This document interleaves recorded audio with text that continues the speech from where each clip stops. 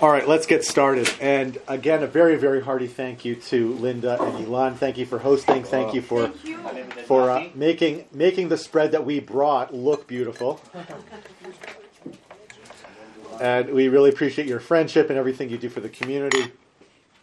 We're going to talk a little bit about this week's Parsha, which is the double Parsha of Behar b'chukosai. And we're going to be focusing on the very beginning of the Parsha. And we're going to be talking about Shemitah.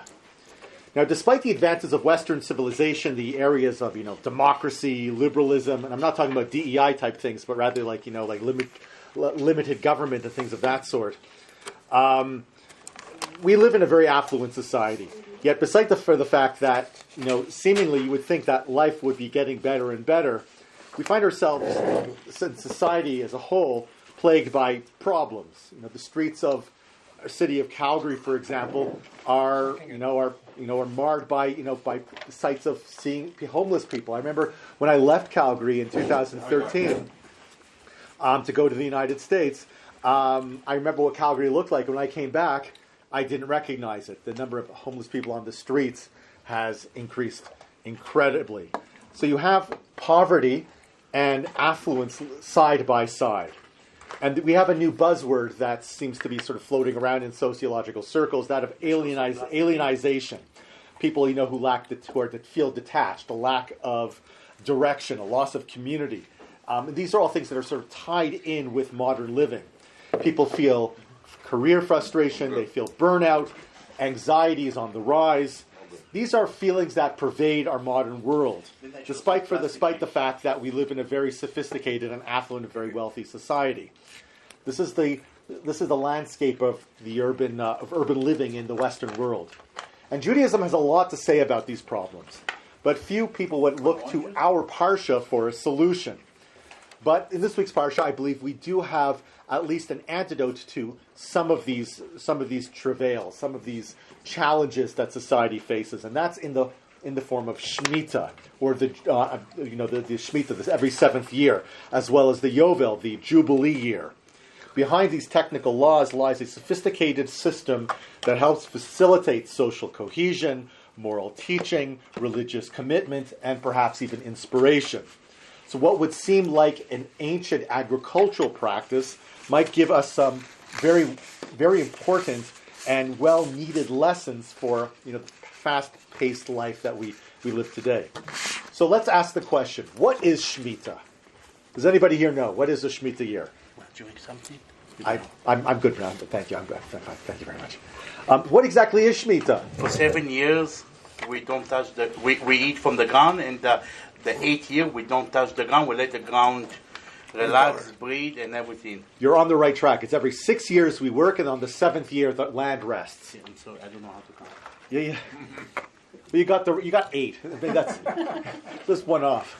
Anyway, so the 7th year, right?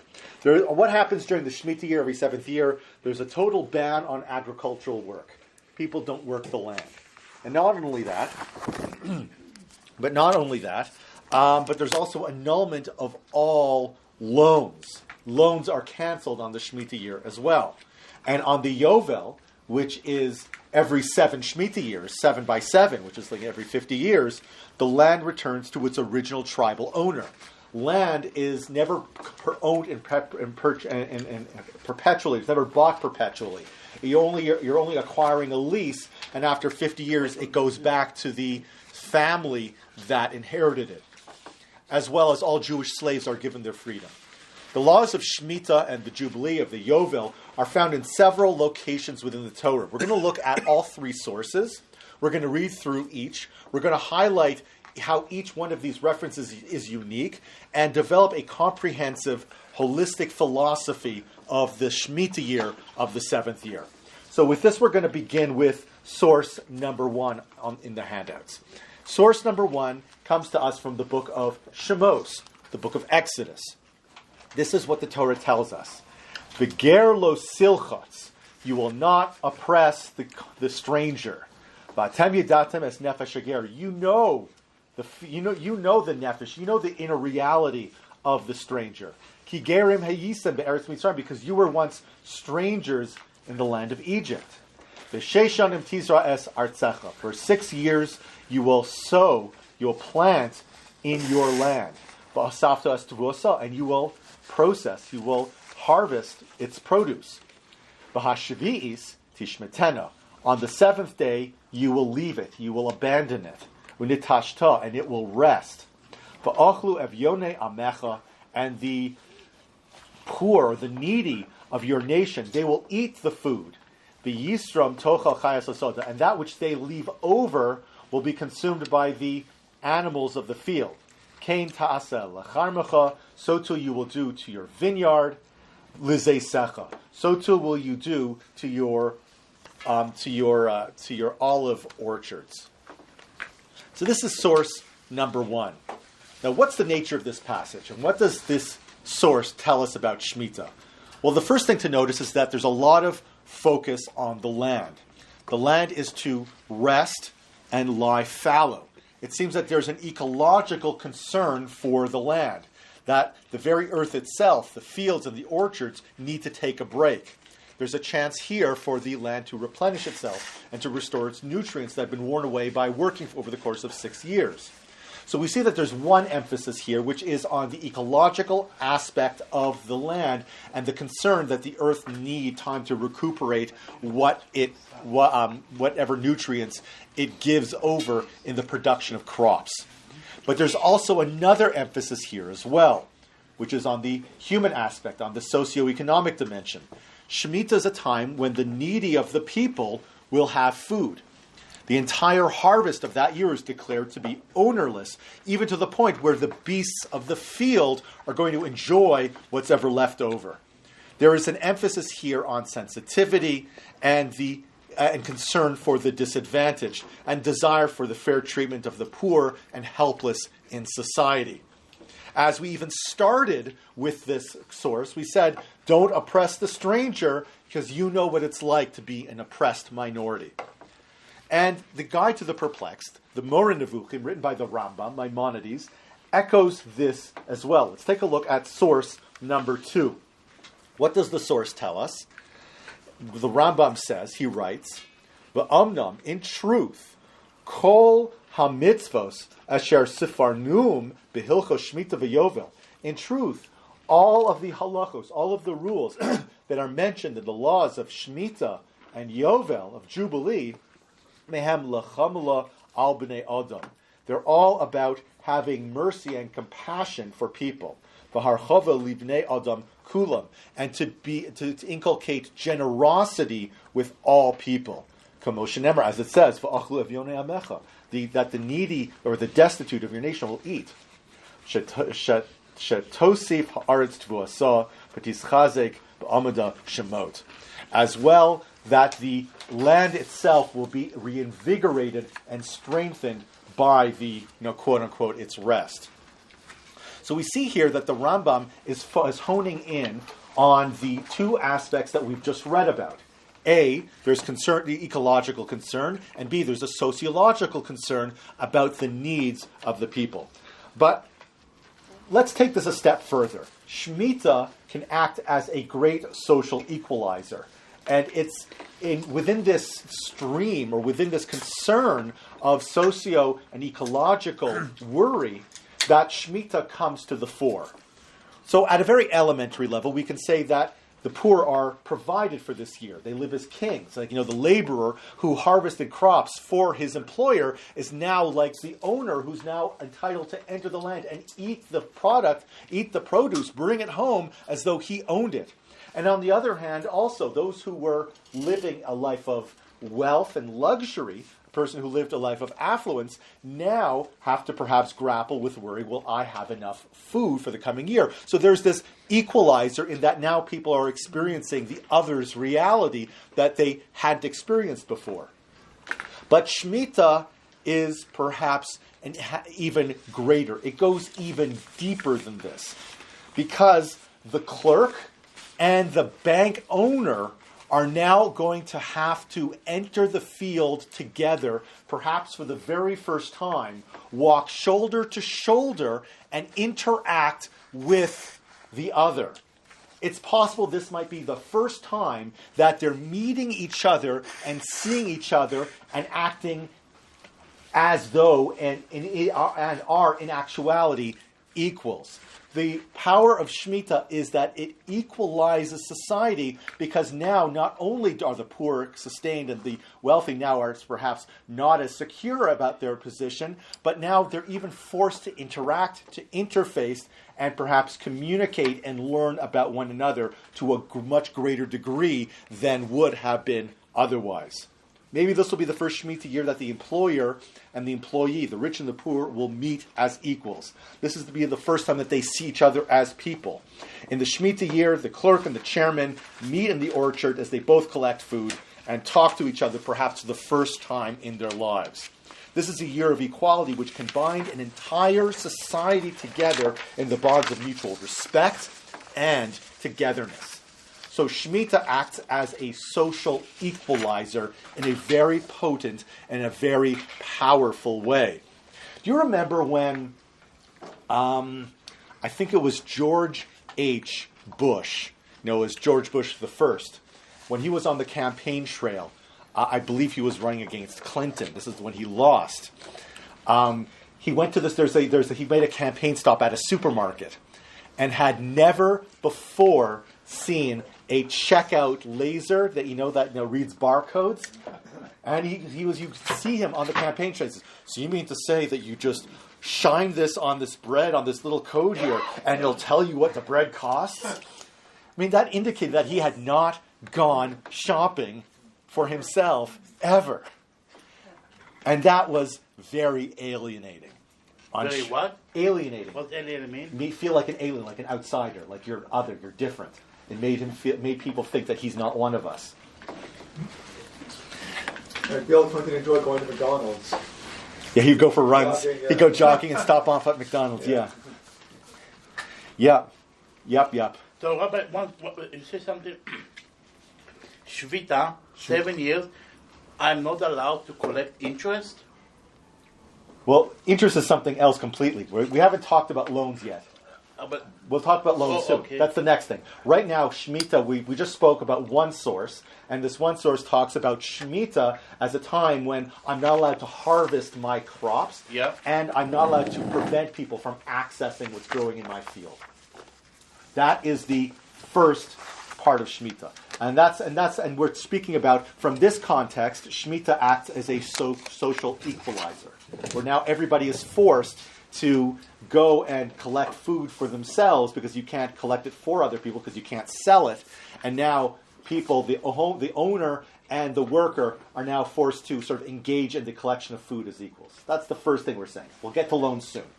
So we do collect food from the land, or do we You not? You can go in and collect for the day. from your field. Like, Yes. so the land still provides. You're not allowed You're not to. giving it a rest then. Well, you're not planting, but things grow naturally because there's still seeds in the ground. Right, but you're not like. Are you watering it? Are you No, you can't water it. fertilizing? No. Are you know? No, you're not doing- So it's not going to provide as much food. Like, Yeah, what? that's like, true. Like in ancient Egypt, when there was years of famine and years of plenty, the plenty first, they saved up. They put all the grain, whatever, in granaries to save up for the years of famine. So what happens for Shemitah when that seventh year you're not going to have the Yeah, you would have the to. amount of They would food do the that same thing. People save on Yeah. the sixth. Yeah, they would. Oh, okay. They would. They would. You actually read about that in the Torah that they would save for. They would save for several years. Yeah. So what do you do with the animal? They need to eat. So you put them into the pasture. They can eat the grass. They don't have to eat the grain. They say they did it for many, many years. They never have Maybe never it's have not said good for for animals to switch them like that. I don't know. I think that's their natural. I don't think at that time they were giving them animal feed. I think they were primarily putting them in the pasture to eat grass. They weren't giving them grain. Giving animals grain is a very modern thing. I grew up on a dairy farm, so my dad would send the cows out every summer to be pastured. And in the winter, he would have hay and silage, and that's what they would be fed in the winter. They didn't You seem to mind the switch of feed. We minded the switch of the taste of the milk. It actually made a difference with the milk taste. Is it better with pasture or with the heat? It was just different. Okay. Yeah. So, Well, the cheese used to be different colors. White cheese was from the winter, and yellow cheese would be from the summer. Really? Yeah, but now they realize that since people pay more for yellow cheese, they just add food coloring. Wait, say that again. Yellow was what? Yellow meant it was from the summer because they were eating grass, and white cheese came from the winter because they were eating old hay. And but the manufacturers realized that people will pay more for the yellow cheese, so they just started adding food coloring. So that's why cheddar cheese is often yellow or orange, even if it's coming from the winter milk. And nowadays, anyways, most cows are in the industrial farming. They're not put out to pasture. They're not eating grass. They're always eating feed. So so it's never actually yellow, or orange or gold or whatever the color is. Anywho, that's source number one. We're going to examine source number two. Let's take a look, and we're going to read source. So we're going to read. I think we're going to read the second place in the Torah where it's discussed, which is in your handout, source number 3, which is on page number 2. So this is actually from this week's Parsha. Vayidaber Hashem al Moshe b'Har Sinai lemor, and Hashem said to Moshe at Har Sinai, saying, Daber el bnei Yisrael, speak to the children of Israel, ve'amartu aleichem, and say to them, Ki savo el haaretz, when you enter into the land of Israel, asher ani nosen lachem, that I'm giving to you when you enter the land, v'shav sa'aretz Shabbos l'Hashem, the land will rest a Shabbos for a godly rest. Sheish shanim tizra sadecha, for 6 years you will plant your field. Sheishanim tizmar karmecha, for 6 years you will prune your vineyard, and you will harvest your produce. Uvashana hashvis, but on the 7th year, Shabbat Shabboson yihil haaretz, it will be a rest for the land. And he uses the word Shabbat here, Shabbos. Sadcha lo sizor, you will not plant in your field, v'charmecha lo sizmor, and you will not prune your vineyard.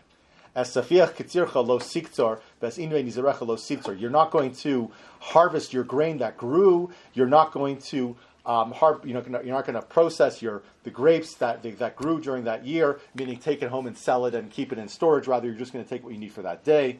Shanas Shabboson yihel haaretz, will be a year of rest for the land. This will be a year of rest for the land for you, where you will eat. Where your servants will eat, your maidservants, as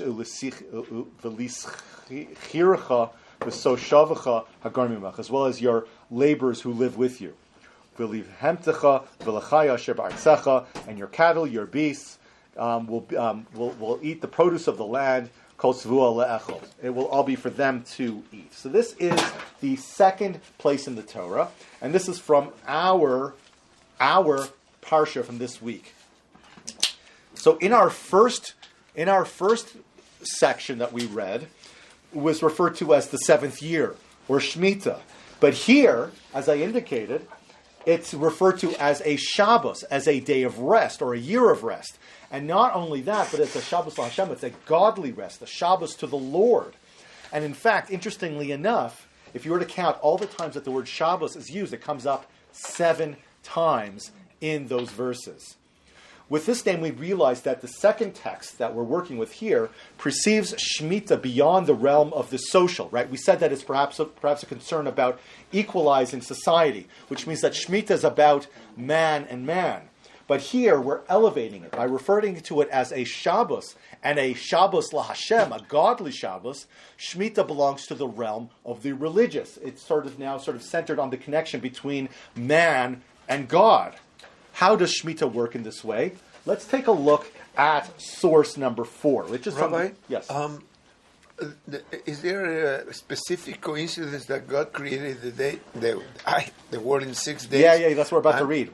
You're on the right track. We're about to read it. I'm sorry. It's just a coincidence that 7th. It's not a coincidence. Okay. You're on the right track. You got the answer before we got there. That's what the Sefer HaChinuch points out. Good than me. He says that the Shemitah is coming to point to something really, really important about creation. Very good. Thank you. Sorry. Alberto from Alberta. Thank you. You're on the ball today. I didn't want to ruin the surprise. Sorry. It's just that it caught my attention. You said Shabbos a number of times. That's okay. Yeah. Okay, so we're going to read from the Sefer HaChinuch, and he's going to explain. This is in source number 4. Does everybody have a source sheet? Okay. It says, It's from the roots of this commandment to affix in our hearts and to make strong impression in our minds, but the matters of the world having been created. That's the reason why we have Shemitahs, to remind us and focus on the idea of the number 6 and 7. As it says, in 6 days did God make the heavens and the earth, on the 7th day he rested, in which he did not create anything. He imposed rest upon himself. And in order to remove and uproot and eradicate from our thoughts the idea of an eternal world, which the deniers of the Torah believe in, through which they destroy all its principles and break through its walls, did the requirement come upon us to spend all of our time, day by day and year by year, for this matter by counting 6 years and resting on the 7th, so that this matter will never depart from between our eyes all this time. The idea is that we need to highlight the fact that God created the universe. He did so in 6 days, and he rested on the 7th. So therefore we count 6 days and rest on the 7th, and that's also why we count 6 years and rest on the 7th. There's this parity, there's this symmetry between the week and the years to highlight the fact that God created the universe. And that is the purpose of Shemitah. It's to focus on our relationship with Hashem. Let's continue. And in a similar manner in which we count the days of the week by dividing them into 6 days of work and the seventh is the day of the rest. Therefore, he did command us to render ownerless all that the land produces in this year, in addition to resting during it, so that a person will remember that the land which produces fruits for him every year does not produce them by its own might and virtue, for there is a master over it, and there is its master and his master's master. And when he wishes, he commands him to render them ownerless. And there's another benefit, to acquire the trait of letting go. For there is no one more generous than one who gives without hope of recompense. And there's another benefit. The outcome is that this person will add to his trust in God.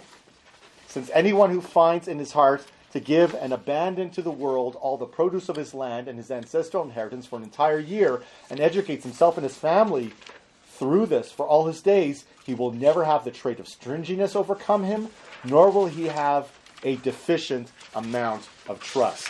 So according to the Sefer HaChinuch, which we just read, the Shemitah teaches us about our relationship with God and strengthens our ties with him. It's a tool to entrench the image of Hashem in our minds, and how we have to recognize that God gives direction and meaning to human lives and human events. It also draws us to rely on Hashem and inculcate us with faith. We need to have that faith, because how else would we give away all of the produce of our land? The Shemitah year mimics the Shabbos, as Alberta pointed out, with the 6 to 7 rhythm, and leads to an intensified awareness of God as a creator. As Shabbos is designed to facilitate greater connection with Hashem, the Shemitah also fills that same role as a Shabbos year where we focus on Hashem. Now, what did we do during this year? According to the traditional study, according to Jewish tradition, we would study Torah during this time. And it wasn't, merely by accident. The Shemitah year was a year designed for the spirit, a time for the religious to stake its claim and overtake the more normal pace of life. And we shouldn't necessarily be narrow about this. We can imagine an entire nation not only turning to Torah study, to theology and philosophy, but also focusing on solving social problems. A public discussion about the values of the nation, and an opportunity to stop and think, to examine and plan, and maybe also to dream. Now just think of what benefit to society a year like this would be. So the second reading is that Shemitah fills an important religious role of providing opportunities for us to commune with God and perhaps focus on solving our social ills and challenges. Now, there's a third text, which is the longest of the texts, and this comes to us from the book of Devarim. This is the third time in the Torah that Shemitah is mentioned. And I'm just going to read through this in English very quickly, and this is source number 5.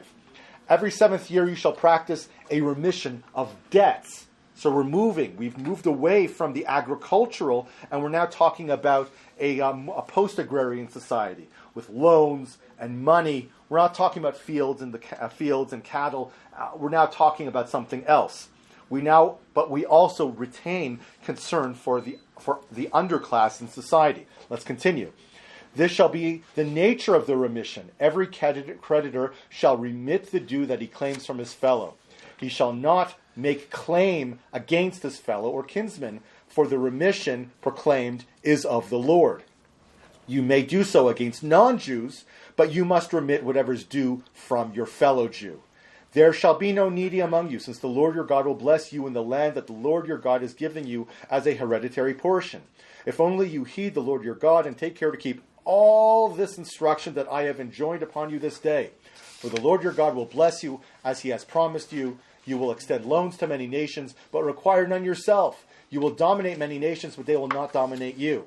If, however, there's a needy person among you, one of your kinsmen, in any of your settlements in the land that the Lord your God is giving you, do not harden your heart and shut your hand against your needy kinsman. Rather, you must open your hand and lend him sufficient for whatever he needs. Basically, he's saying that, you might be worried that maybe you're not going to be able to, you're not going to want to lend money during this time because you're worried that you're not going to get it back. He says, do it anyways because there's still an obligation to give charity. Beware lest you harbor the base thought. The 7th year, the year of remission is approaching, so that you are mean to your needy kinsman and give him nothing. He will cry out to the Lord your God against you, and you will incur guilt. Give to him readily, and have no regrets when you do so, for in return the Lord your God will bless you in all your efforts and in all your undertakings. For there will never cease to be needy ones in your land, which is why I command you, open your hand to the poor and needy kinsmen in your land. Now we're shifting to another topic here. So the first thing we said is that there's annulment of loans on the Shemitah year, and we also have the commandment to give charity to the poor by extending loans. And now we have the final aspect of Shemitah, which has to do with the Yovel, which has to do with the Jubilee, which is, or rather not. If a fellow Hebrew man or woman is sold to you, he shall serve you for 6 years, and the 7th year you shall set him free. So this, as we've mentioned, is about the periodic redressing of inequality within society that have accumulated over the years. The person is so poor that he had to sell himself as a slave. He has to serve his master for 6 years. Now gets another chance to succeed as an independent citizen. The person who has loans piling up against him in the bank has them annulled, and he too is given a fresh start. And these laws are coupled with the command to financially assist the needy. The Torah takes care of the individual whose only hope for security and stability is a loan that might assist him in developing independent means of earning money. It instructs those in society who have the means at their disposal to put that person on their feet and to let him try and achieve financial stability. The redressing of inequalities of wealth is taken a step further in the Yovel, in which all land reverts back to the tribal owner. Land, which is essential in defining who has and who doesn't have, especially in an agrarian society, now returns to the inheritors of the land. Since all Jews have family and inheritance somewhere in the land of Israel, every citizen should return to being a landowner on their ancestral estate. Effectively, then, we might talk about all real estate in Israel being as though on a 50-year lease. Thus, at the Jubilee, there's a periodic opportunity to redress certain imbalances on the national scale. Now, does the institution of Shemitah sound too much like socialism? Sharing wealth, ignoring loans, properly shared equally. Answer is yes, I would say. Yes, well, it seems that the Torah here contains elements of capitalism and socialism. For 6 years, we work on the basis of a free market, with all of the competition and ambition that push forward the modern economy. People buy, they sell, they raise finance, they build companies, they employ a workforce, and they make money. But we also are aware of the downsides of capitalism, how the process of aggressive competition and the pressures of a free market open the possibilities for extreme poverty, the enormous gap between rich and poor. We have crime, societal problems for the disadvantaged, people who don't make it in the rat race. So how do we ensure that society will not develop such extremes, that we don't have homelessness and a Fortune 500? How do we devise a system of opportunity so that the poor will not develop as a permanent feature in society? Well, it's this tempered capitalism that the Torah seems to describe. A 6-to-1 ratio. Perhaps doesn't sound like such a bad idea. Maybe it's precisely this balance of elements that helps ensure a healthy society where all citizens can flourish. Let's take a look at what Rav Kook writes, because he has a lot to say about this, and his language is quite instructive. And that's source number 6 on the very top of page 6. The same mechanism that the Sabbath performs for the individual on a weekly basis is put into effect for the entire nation in Shemitah. This nation, in which the divine spirit of creativity is planted prominently and eternally, has a special need of expressing the revelation of its own divine light from time to time in its fullest intensity without being suppressed by the worry and the pace, the passions and competition of everyday life. He essentially says that we need to have some opportunities for the Spirit. That aggressiveness, which is essential to the workings of institutions and the public arena, causes a diminishing of moral sensitivities. The ongoing tension and conflict between the idealistic call to care, kindness, truth, pity, and compassion on one hand, and ruthlessness, coercion, and the pressures of quest for material success on the other hand, causes a distancing from the divine light from the collective mindset of the nation, a distance which has the power to lurk with poisonous effect even in the moral world of each individual. Essentially what he's saying is that there are dangers to pure unadulterated capitalism. The aggressiveness, the competition, all has the capacity to diminish the moral spark. And we have, therefore, a need to express that moral spark at various times. Shabbos during the week and the Shemitah during the 7-year cycle. Now, the periodic suspension of the rat race, the societal order, can bring a phenomenal boost to the nation when society is morally and spiritually ordered, rising and perfecting the social order. So if we were to recap at this point, collecting together all of our observations and all of our insights, we come up with a very powerful picture that sort of is at the root of this institution of Shemitah. This is a year that we get a chance to breathe, to think as individuals and as a nation. It's a time for the poor to raise their heads and plan for a better future. It's a year of equality for all. It's a year of togetherness. It's a year of kindness. It's also a year where the spiritual comes to the fore and one is encouraged to develop one's spiritual world. Shemitah is an opportunity for a different year, to balance the competition and the power politics that pervade the world that we all inhabit. Shemitah is a symbol of faith in man and society, that we might be able to change and to address our societal ills and conflicts, and so that society might work at improving itself.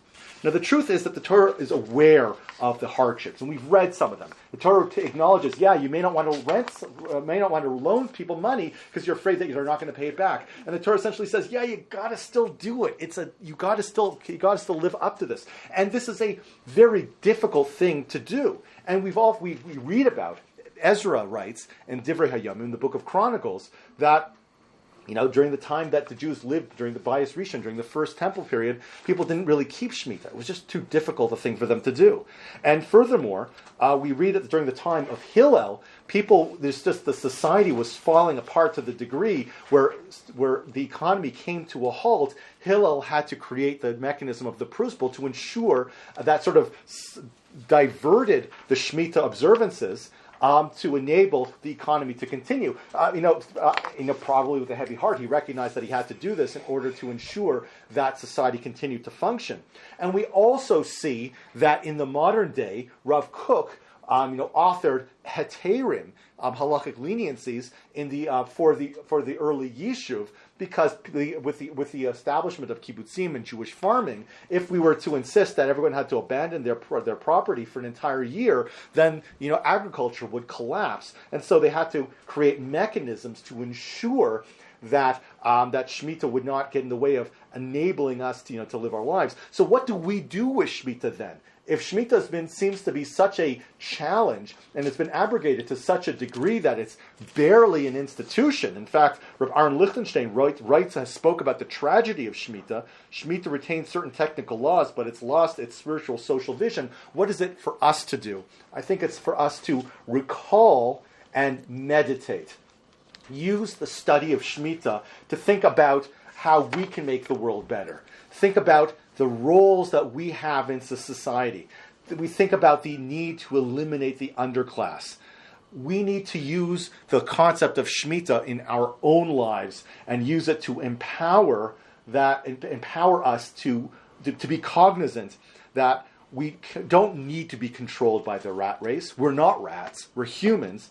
And that we can put our work on hold in order to make the world a better place. So while Shemitah as an institution is not as viable because it's been legislated out of existence, the message of Shemitah still has a resounding clarion call that can wake us all up and reattune us to the values that are central and are core to this mitzvah. And with that, we conclude.